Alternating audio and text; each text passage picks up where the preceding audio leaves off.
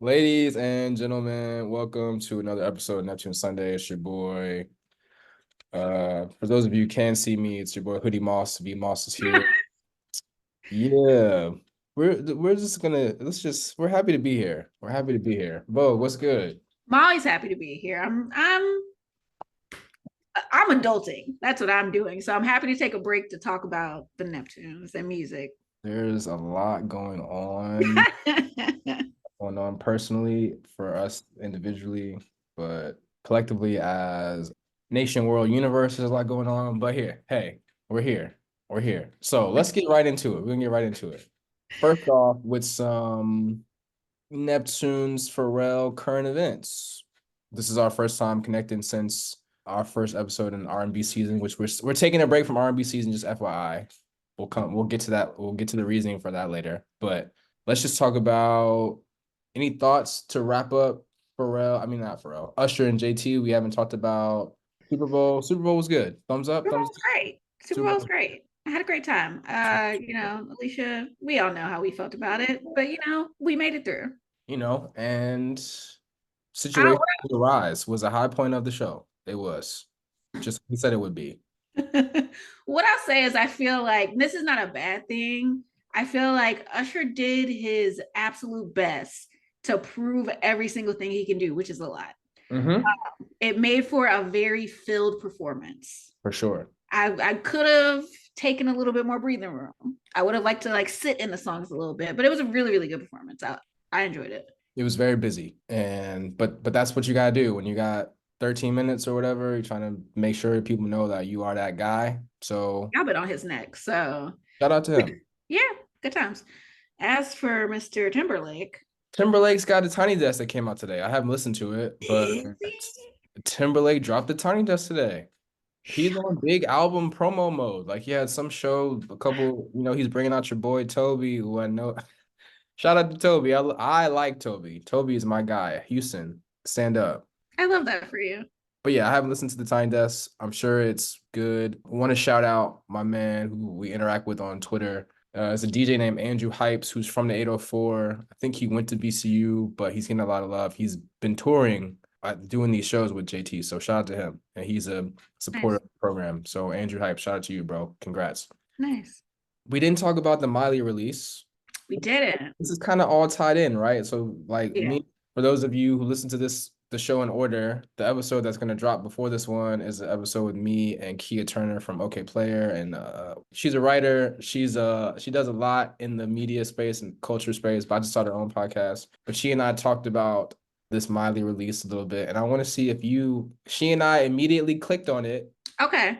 So the Miley release is setting the tone for something for Pharrell to be involved in something else that's coming up. Are you saying this like you know what it is? No, I'm telling you this.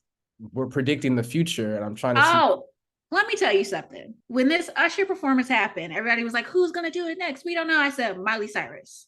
That's not what I'm talking about, though. Okay, well, what are we talking Okay. about?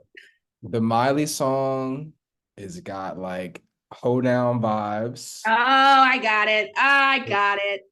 Got it. Well, Yes. played it at the show, the Louis Mm-hmm. Vuitton show, where we had all these hoedown outfits. Mm-hmm. And then there's been one person who has been rocking some of these Western themed get ups. Is it one Cowboy Carter? Mm-hmm. So that's what we said. I mean, the Miley song, even though it's old, but still the vibes of it and the release of it sets up Yeah, and highly anticipated, got to be an appearance from Cowboy Pharrell on the Cowboy Carter album. absolutely. Makes too much sense. But Yeah. again, we hop on this podcast all the time and spew out my crazy marketing ideas, and I think I'm over a lot. So You maybe, are, maybe, but maybe I'm just too outside the box. Like this is just, I don't know. what I think is these people need to be paying you for these ideas, but That is true. no, I mean I hope so. We got like a very small taste of Pharrell on the last one. Right. That was like by way of a sample, but I do feel like it makes more sense for him to be a little more closely involved on this one. Right. For him to be someone that she would reach out to. I'm hopeful for that. I think it's likely. Back to the initial point. Do you like the Miley song? Yes or no? Yeah. I think it's catchy. Yeah. I mean, I gotta tell you, I don't remember it very clearly. I remember listening to it and I was like, oh, this is good.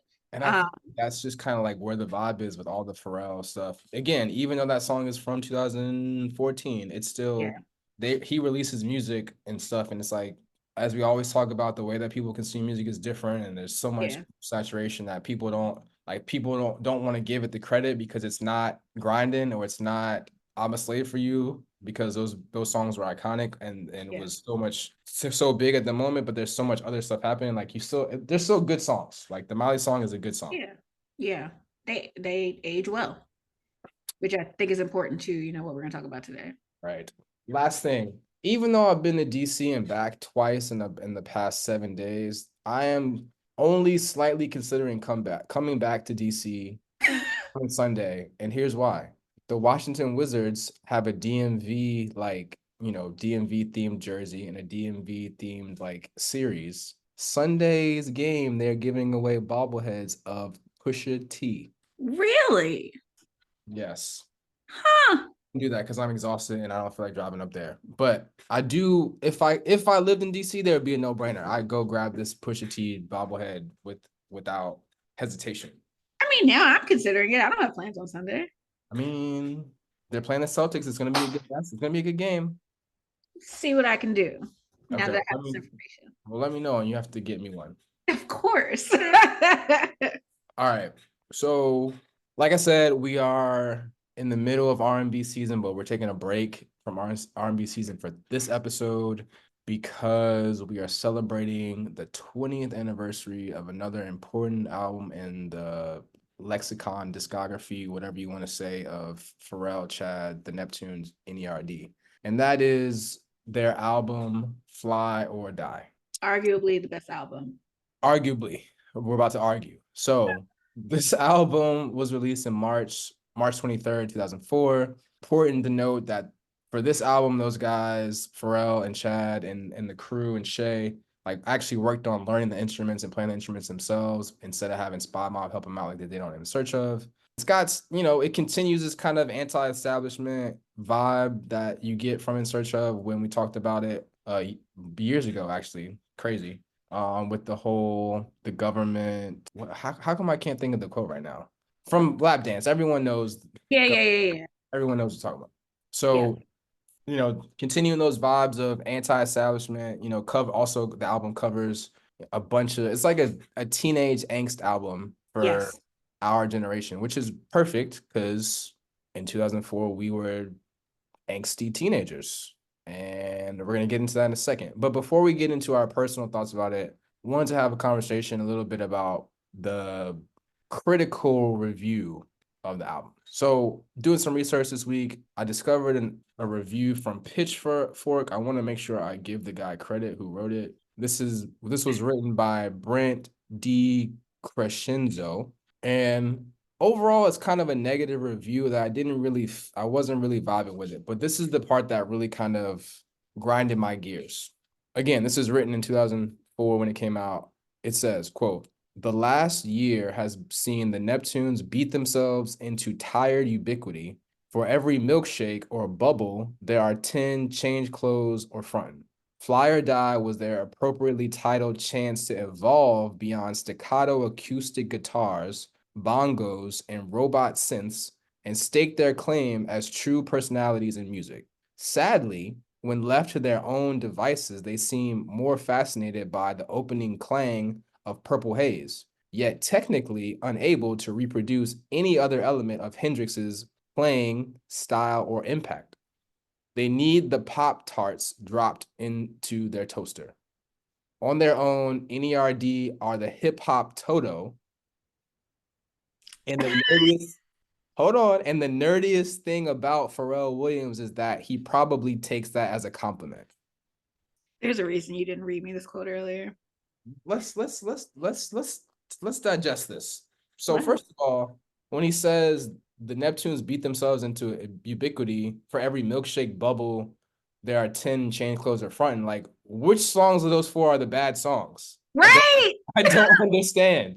I'm sorry. I'm sorry, bro. Like, out of those four songs, which one is the one that you think is not good? I Like, clutched my chest when they said change clothes. I'm like, change clothes was an amazing song. like I don't get it. I don't understand what his point's trying to be here. So I don't know, man. I just I I can't, I didn't agree with any single thing that he said.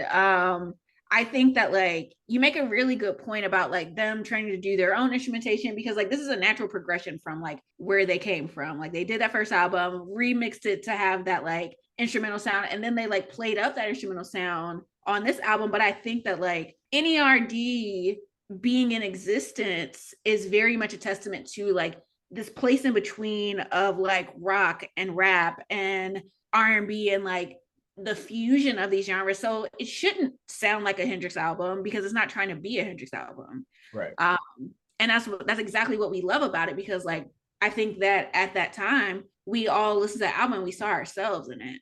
Right.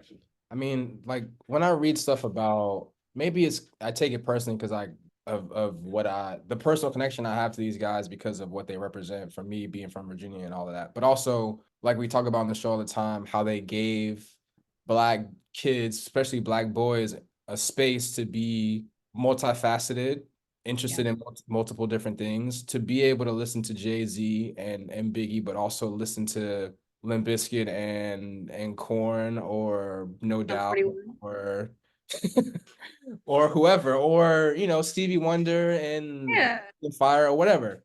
So like I think that the reasons why someone like this would say that it sucks are the same reasons why we love this shit. It's because Yeah. it's representation of a bunch of different things that all mean something to Pharrell and mean something to people like us. Right. It resonates with us, and I don't know this guy, and I want to know him. but I think that that just kind of paints the picture of the difference in. I think we have this problem all the time, like, and we still have it today when people are writing about stuff that they have no idea. Like, I Yeah. just randomly saw on Twitter some people are in uproar because somebody wrote something about Jay Dilla and mentioned Detroit and mentioned that Dr. Dre was from Detroit and Dr. Dre is clearly from California. So how are you writing about music and you don't anyway I'm just mentioning that 'cause I saw it. I didn't look more into it, but that's kind of the same thing I'm trying to get to here is like you Yeah. we have to be It's able to choice. give we have to be able to have context of the cultural and perspective of a person you're writing about something that sometimes it ain't for you Yeah. and you got to be able to objectively say, okay, you know what, this ain't for me, but maybe it's for other, I don't know. Right. I think it has a lot of merit. You picked up that. I think the two reasons why both of us talk about the Neptunes are different. The reason for you is like they represent Virginia and this place that you're from and the influence from there, which is really important in Black music. And for me, it represents this like feeling a little bit out of place, a little bit different, wanting to explore all these different genres. And I get that through the Neptunes N.E.R.D. And so like they represent these very specific things to us. But I think that without that, the music still has a lot of artistic merit that I don't feel like he even appreciated. So I have a big problem with this with this article. I'm gonna write this guy a letter 20 years later. Okay, so let's just, I mean, just for shits and giggles, like let's see what this guy think like what was hot in 2004 in rock and roll Mm, that he's saying is that he's kind of like holding as the standard. Let me go right. to hmm, man, what is okay, list of Billboard alternative number no. I just want to see 2004 specifically. So there's adult, pop, Christian, country, dance, electronic, holiday, internet, jazz, Latin, rap, hip hop, rock alternative. Okay. Hot rock alternative. Okay. Here's the best thing we're gonna get. The top. Okay. This is Hot 100. That's not the same thing though, because that's got everything in it. So we're just gonna look at Apple Music Rock Hits 2004 playlists. Sure. Linkin Park, Green Day, Yes. Franz Ferdinand, The Killers, Papa Roach, Huba Stank. Uba Stank. U2's Got Vertigo. That's kind of a classic, I guess. I have never heard of 3 Days Grace. Never I heard. have no one's listening to 3 Days Grace right now. Never heard of Kaiser Chefs. What? I've never heard of Lamb of God. I've never heard I of A have. Perfect Circle, Finger 11, Seether. I don't see either. Mm, I These mean, are very 2004 coded though. Nickelback, Incubus. I got those. Modest Mouse. Okay. Hives, Slipknot. Yeah, I know Slipknot. I mean, these are all people that we very specifically listened to in that time, but I think that like I do a lot of like throwback Thursdays, listening to music, and a lot of this music sounds outdated. Yeah, like Green Day, Boulevard of Broken Dreams was everywhere in that year. Yeah, yeah. Franz Ferdinand, Take Me Out was everywhere that year. Oh, too many places. But the rest of these songs, I don't really, I mean, I can go through a Linkin Park album and listen to it again, but like it's a very specific sound. yeah. Like that American Idiot album was everywhere. But I don't know. I think comparatively though, I can sit down and listen to I'm not always in the mood to listen to this album, but I think I can sit down and listen to this album front to back and feel like it's No still really. skips. No skips. Whereas if you turn on, I don't know why I'm going in on some 41 like this, but if you turn on some Sum 41 right now, I'm like, what is it? Like Papa Roach? Oh man. What was their song? Last Resort. That was a good song, but that's all we got. All right, so tell me about yourself in 2004 when this album came out. Oh man. Little Vogue was at a crossroads in music, trying to figure out her musical identity. I mean, like I was This is very about your life, not about your musical identity. Who that were was you? my life. What was I doing? I was in high school. That's what I did. I danced and I listened to music. That was pretty much it. Like I went to College Park. That's a very interesting mix of people that attend that school. In Oh, there's 2004? You started College Park in 2004? we graduated in 2004, right?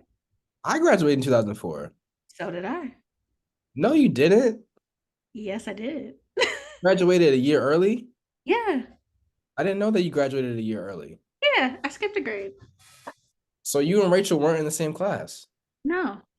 That's craziness. How did I never knew that ever? That is so funny. No, we were in the same class. I graduated a year earlier than her, but That's we're crazy. the same age. That's funny. Yeah. So I apologize for questioning your life. no, I mean I'm glad that our audience gets to hear how smart I am because I skipped a grade and they wanted me to skip two. So ha. But yeah, like finishing high school, going to college. This is like the soundtrack for all of that. And I think I went from like I was on the dance team in high school, so like I was recommending songs and stuff like that. I think that maybe I made up dances to some of this stuff. I remember like I have very vivid memories of me dancing to this album in my grandmother's living room. So it was a lot of like we're graduating high school, so we don't have to do anything anymore. Transitioning to like there's this brand new experience of like this huge university. 2004, like like we talked about already, the teenage angst of 2000. Just that was when this came out in the second semester of my senior year of high school. So I just remember sitting around the table on weekends because we could drive, but we really had nowhere to go. So people would just be at my mom's house playing spades and listening to this album. It was the combination of Nerdy Vaughn, who in the same year that I notoriously rocked this dope ass Ninja Turtles jacket from Hot Topic and also was also like wearing Kanye polos every day with my collar popped. This is also Oh, the same year that I bought my first pair of Jordans. I didn't own a pair of Jordans until I bought them myself in 2004. So that's huge. that is a perfect summation of what I was just talking about with this album and what Yeah. N.E.R.D, Pharrell, and Chad and Shay and all those guys mean to us is like all three of those different things could be three different personalities that is all in me as one person. Yeah. Yeah.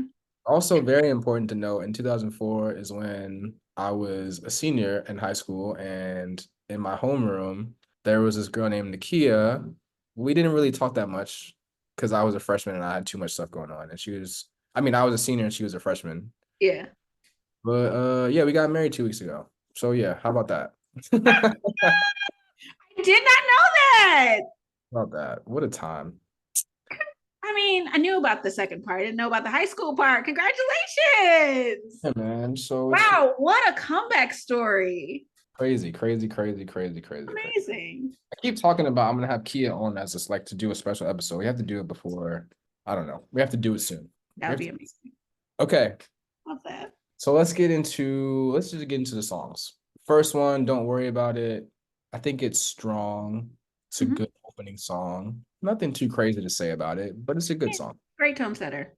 I will say it feels there are a lot of tracks on here. I feel like they got a lot of inspiration for somebody who features on the album later, Lenny Kravitz. A lot of the song very much feels like him, who I also was into him at this time. So Yes, I think I have that in my notes for the song that we'll talk about later. But yes, yeah. very much inspired by him. That Five album was damn, but that came out when that came out years before that.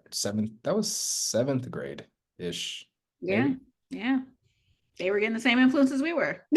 So then Fly or Die, right? We talked about the theme of the teenage angst, right? And I think that is definitely captured in Fly or Die. And it's like you get these Nirvana teen spirit vibes, but it's Yeah, like it's different because these are like black kids from Virginia. So it's just a different energy, but it's the same feeling. yeah, yeah. I mean, I wrote down in my notes, and funny, this was before I knew about this article. Closely mimics the alt rock pop music of this era. So, like to me, I can hear all of that in this song. Okay. So surprisingly not on the playlist that we just went through. The next song, Jump, features Good Charlotte. Like Good Charlotte didn't make the top hits in 2004. Like They were huge. I don't know how they didn't make the playlist though. But They piss off. Good Charlotte, oh no, yeah, Good Charlotte, those guys are everywhere. Yeah, yeah. I actually wrote in my notes. I loved this feature. I was really excited to see them on this album when it came out. I actually wrote my notes. For some reason, it reminds me of a rock version of Provider. It's not the exact same lyrical content, but like it puts you in the same kind of space. Um, Mm-hmm. and I think everybody who listens to the show knows like Provider is one of my favorite songs Mm-hmm. by N.E.R.D. Mm-hmm. So then we get into another teenage theme. First Love, I'll just say that word, love. With the song Backseat Love. Phones for the kids. I mean, listen, this is a show for all ages, for all you guys that are under 18 or whatever. Practice safe sex. That's the best sex. Car sex, not Don't do it. don't recommend. Don't do it. It's uncomfortable. You might pull a muscle or you can get arrested for that. You're in public. That's like, it's not good. It's a better idea than the actual payoff, is what I'll say to you. Especially if it's like the first time. So you on top of you having no experience, you also don't have the right setting. Don't do it. Bad juju. That's bad juju. So if you didn't learn anything from this episode, let's take that away. That's a great little nugget for all you young listeners to the Neptune Sunday podcast. All right. Next is the hit single from the album, She Wants to Move. Top 5 all time nerd songs. Love this song. I was, actively dancing. So, I love this song. Anything that had to do with dance had to do with me. The video is a really good video. I just tens across the board. The song is just so funky. It's just great. Yeah. And speaking of the video features Alicia Dixon, who do you know who that is? I know her face. So apparently she was part of a group called Mystique. Not You ever heard of them? No. They had a song called Scandalous out in 2004. Wait a minute. I know that song. I know that song. Oh, that's hilarious. So, I mean, apparently she was rumored to be dating P at the time, which is why she's probably in the video. But Mystique, their music career didn't go that hot. But you knew the song. I had never heard the song before ever. So the fact that you knew it. I'm telling you, all I did was listen to music. Gotta also talk about how there is a really, really dope Native Tongues remix of this song that features guest verses from Common, Mos Def, Q-Tip, and De La Soul. I wish they had done this when De La Soul was at Something in the Water this past spring, but obviously they lost a member, RIP Trugoy. But everyone killed it, Mos Def, Q-Tip, and so It's really interesting too. Like I just saw a clip from maybe it's from years ago at a Camp Flognaw where Tyler is interviewing P, but P is giving Tyler so much credit and so much love for the fact that he's able to perform at like a festival that Tyler's people and Tyler's and Odd Future is throwing. Yeah. P understanding how much he means to Tyler. Like he said, I wish I could have been able to do something like that, like for Q-Tip, right? Yeah. So we've talked about this before, how much P is a fan of Q-Tip, but to have those guys have a Native Tongues remix on this song was really dope. Not on streaming, but go look it up on YouTube if you have not heard it. It's great. Yeah. I actually haven't heard that one, so I'm gonna go check it out after this. Next one is Breakout. Out, another teenage angsty song where P threatens to skateboard your ass. I don't even know what that means, but but it fits. It works. It works. It definitely works. I mean, push people is all I can say. Yeah. So it's a fun song. It like I would kindly like to remind everybody I'm African American. I do not do mosh pits, but it made me consider. Oh man. So Wonderful Place is really a cool change of pace. You know, those Jack and Jill friends that I'd mentioned that we were just sit at the table, like those guys may or may not have dabbled in a little bit of what's the word I'm looking for? Puffing of the Nah, so I mean those guys like this was a perfect song for them just to be like vibed out high, sitting at the table playing spades. I did Yeah. not Yeah. I mean, make it very clear. Not that I'm judging anyone for partaking. I'm just making it clear that that's not what I was doing, but I do feel the vibes in this song. The whistling, it's the whistling. The whistling is very much like I'm high on the water vibes. yeah, Right. it is. I'm gonna hit you with a hearty no comment and move on to what I wrote down.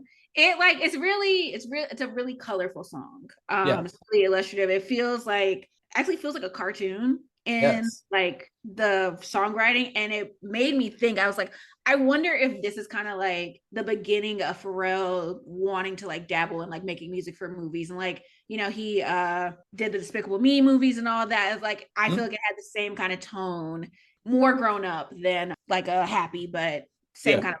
Yeah. Because he's like I mean, he's talking about like he's using this kind of chill vibe with like the cartoonish approach. He's talking about like a mouse is doing something in there. Like but he's also like talking about real life issues because I know he's talking about some kind of oil. Yeah. So he's using that as a way to like paint this picture of a little bit of a political commentary, but doing it in a way that's like masked as being kind Yeah. of Yeah, very palatable. I should have made this comment earlier. This album has incredible hidden tracks. So much so, I think at least one of them, I think is like one of my favorite N.E.R.D songs. We'll get there, but there's a hidden track on this song.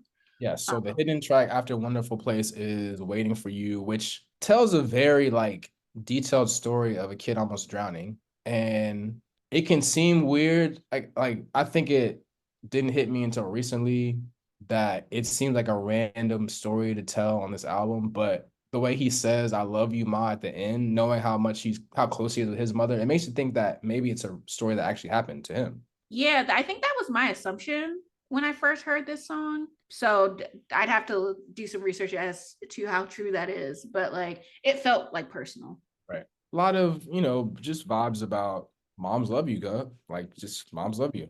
Like about to drown, your mom's gonna save you. Like that's kind of like the vibes. Yeah, beautiful. So then we get into Drill Sergeant, obviously anti-war, which was like we talked about Green Day, American Idiot, which is kind of like a lot of people who were taking the time through their music to kind of denounce the Iraq War, which was really starting to bubble in 2004.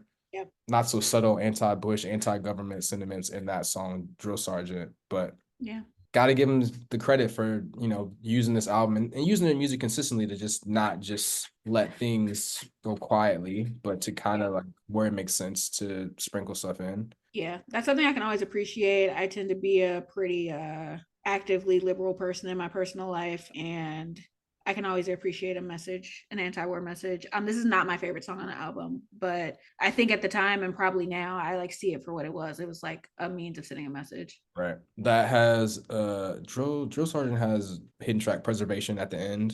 Is that the one you're talking about? Is your favorite? No? Mm-mm. Preservation doesn't really stick out to me. Preservation around challenges that come with fame and success in music industry. Oh, now I know. Okay, yeah, that's the one where he's talking about where he's like screaming want war. Yeah, he's kind of like talking about how he doesn't like being in the limelight. Interesting. Okay. I'm gonna be honest with you. I'm gonna be honest with you. You can cut this out if you want. I look confused because I am confused. I don't think I've ever heard this, and I just listened to this album That's twice. because you said you didn't listen to Drill Sergeant. So Drill Sergeant, this is a hidden track at the end of Drill Sergeant, so you didn't even make it to this But part. I listened to it straight through yesterday. I don't remember this at all. You probably just received it, consumed it as like an extension of Drill Sergeant. Probably. And yeah, It's you're very right. similar. It's got very similar vibes. Yeah. Okay. Fair enough. All right, we move on to Thrasher. More teen angst, getting bullied. Every once in a while, there's that asshole. Like you just gotta get dealt with. Love this song. This is the Lenny Kravitz feature. Incredible guitarist. I don't know. I don't have any notes except for how much I love this song. Is Lenny on? He's on this one? I thought he was only on maybe. My Spotify says Thrasher, but I Interesting. started Revelation 2 seconds ago, so I could be wrong. Interesting. I'm not a Spotify person. I get all my credits from Tidal. Yeah. Maybe does not say Lenny Kravitz for me. Maybe. Oh, okay. So you said Thrasher, Yeah, he's credited on both Drill Sergeant and Thrasher. Thrasher featured artist. Yes, Lenny Kravitz. Maybe drums. Okay, that's where. No, he's featured. Title says guitar, Lenny Kravitz on flyer on maybe as well. Okay. I mean, I think it's worth noting that like a lot of the time if you're working with the artist on an album, there may be uncredited stuff that they do or credit in some places and not others. Right. But it definitely makes sense that he's on Thrasher too, for sure. Yeah. Like thinking about that. So that takes us right into maybe, which is, I mean, between She Wants to Move and maybe you can't go wrong if you choose either one of these songs as the best songs on the album. Agreed. I mean, Love Was the Egg, that Hatch on the Ground is what a met like P is good for some opening liners, man. Like Yes. yeah. I used to be obsessed with this song. I actually remember playing it on repeat. Like maybe it's such a good song. So we talked about Lenny Kravitz being on there, but it's also got Questlove drums featured on maybe. We talked about Lenny Kravitz earlier, right? Like I think that definitely is a natural transition that helped us get from Lenny Kravitz 5 album, Fly Away, and there's other stuff, American Woman, Are You Gonna Go My Way? Like that definitely for people like us is a direct channel into this N.E.R.D album of the In Search of Spy Bomb version, but definitely having him on here connects that dot for sure. Absolutely.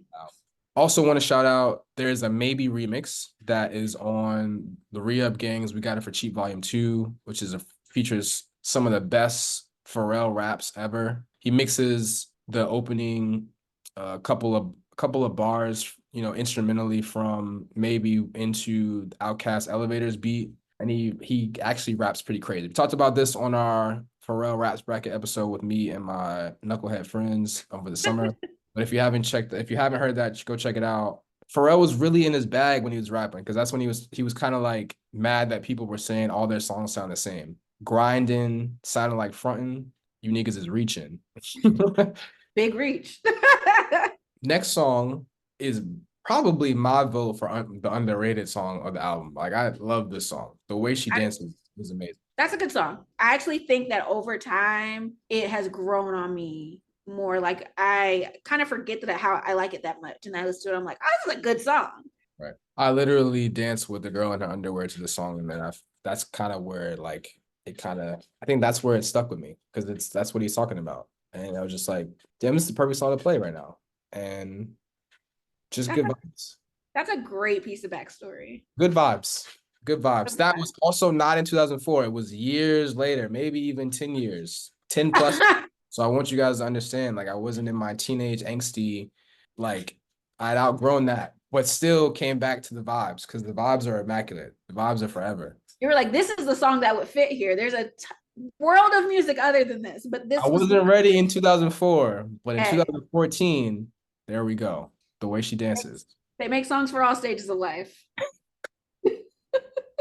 Oh man. Okay, we're wrapping it up. Chariot of Fire is just a cool, like, it feels like they were just like, okay, this album's done. Let's just have fun with it. I wrote this song while I was drunk, and like the song just goes from there. Like it's a good song that you want to sing to, but it's like a lot of randomness. What are we talking about? Which I think is something that like is allowed in rock and alternative music that maybe we aren't as rap and R&B fans aren't as happy with. Right. So it's nice to hear them just like playing around, like you said, just like being funny. Yep.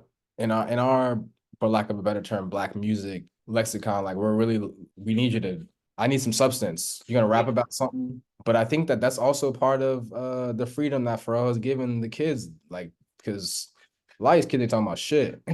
Like, Wow, we sound old. I mean, but it works, man. Whatever works. Express yourself. Be yourself, man. Be true to yourself. So, is this the hidden track that you like? Find It My Way. is.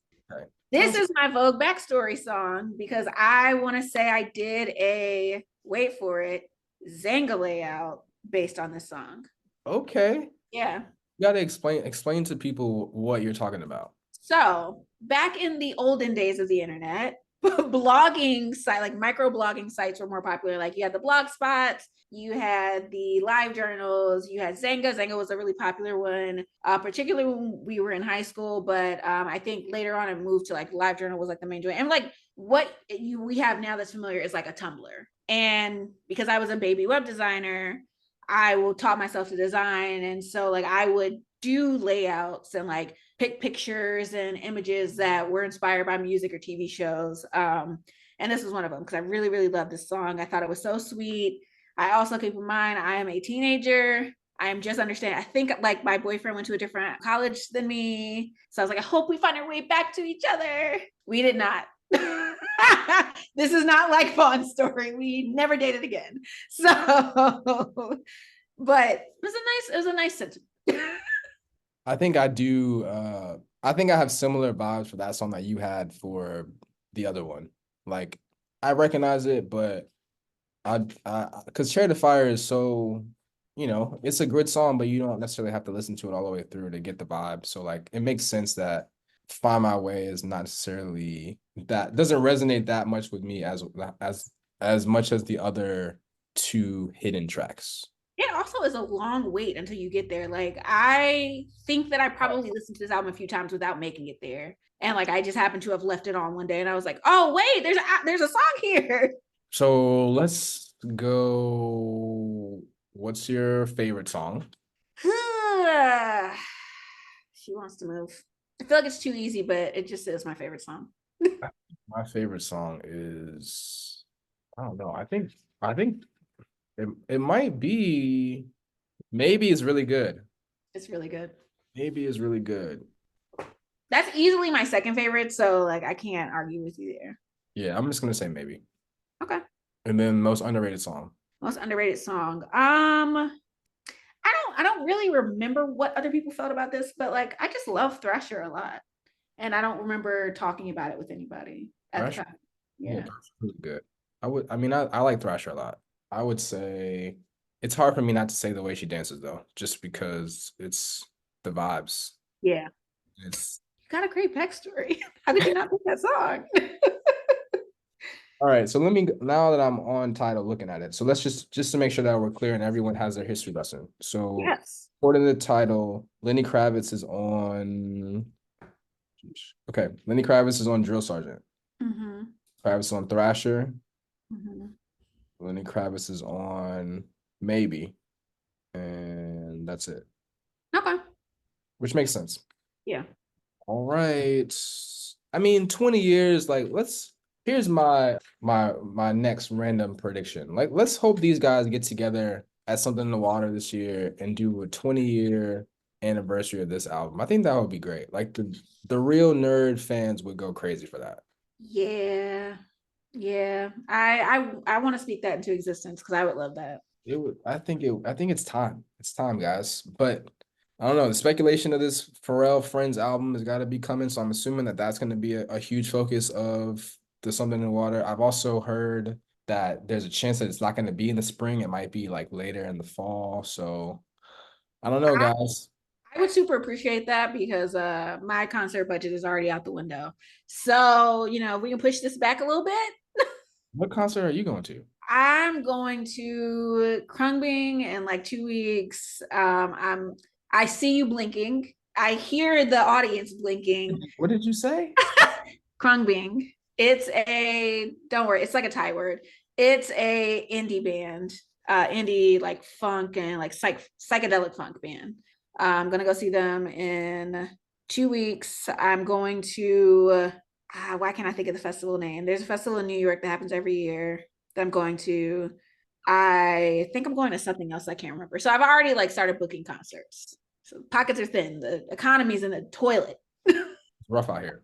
But before we go, I'm Yes. embarrassed. I'm quite embarrassed, and I'm ashamed of both of us because we were on here talking about Justin Timberlake. His album actually dropped yesterday or today, and we have no commentary for it. So let's see. Did P make the album?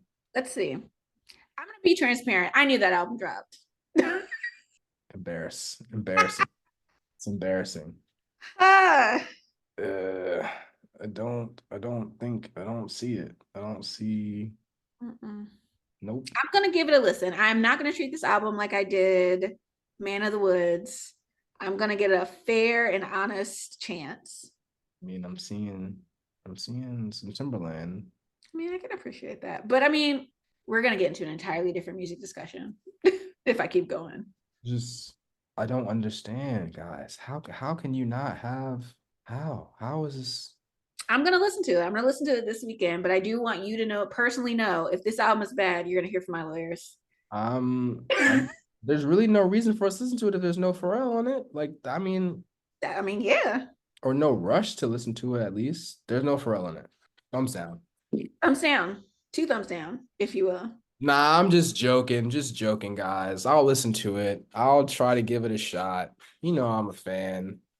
He turned into a fan of Man of the Woods. So this you don't know how you'll feel about this. Good to see him with the NSYNC guys too, performing Bye Bye Bye the other night too. Like that's great. Good for them. Good for them. Nostalgia. Gets you every time. Yeah. Okay. Well, extremely disappointing that there's no Pharrell presence on the album, but I'm gonna listen to it anyway, JT. And I'm also doing it because of my man Andrew Hype. So shout out to Andrew Hypes again. I'm gonna give it a shot for you because JT's paying your checks. So I Let's want do it for Andrew. you to win, my brother. I want you to win. But yeah. All right, guys. It's been another great episode of Neptunes Sunday.